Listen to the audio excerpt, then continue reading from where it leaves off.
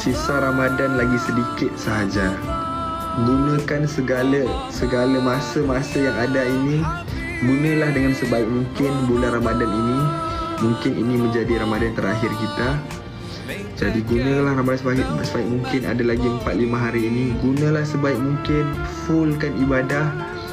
Ingat, kita hidup sementara. Hari ini kamu boleh sayang saya, esok belum tentu kamu bisa sayang saya. Hari ini kamu suka sama saya, satu hari kamu bisa benci sama saya. Kita tidak boleh nak puaskan hati semua orang. Hari ini kamu sayang aku, esok kamu bisa jadi benci aku, esok kamu bisa jadi musuh aku. Jadi jangan pernah cinta seseorang itu 1000%. Sampaikan satu hari nanti mungkin orang itu bisa meninggalkan kita. Okey? Jadi terima kasih banyak-banyak semuanya. Esok mungkin adalah syuting yang terakhir aku untuk bulan Ramadan ini sebelum aku akan ke sesuatu tempat.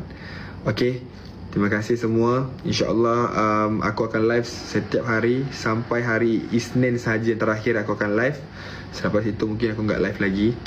Jadi guys, terima kasih banyak. Aku akan live pagi dan petang insyaAllah kalau diberi kesihatan. Cuma sekarang tak bisa jualan lagi kerana kena sesuatu kemarin. Jadi may Allah bless you all. Kita jumpa di lain hari, lain waktu. Kalau kamu jangan lupa DM aku. Ada rezeki aku kirim THR. Okay, DM aku di IG. Okay, bye semua. Assalamualaikum. Satu lagi, yang dah order perfume, mukena dan seluruh barang-barang jualan daripada live aku, minta tolong bersabar.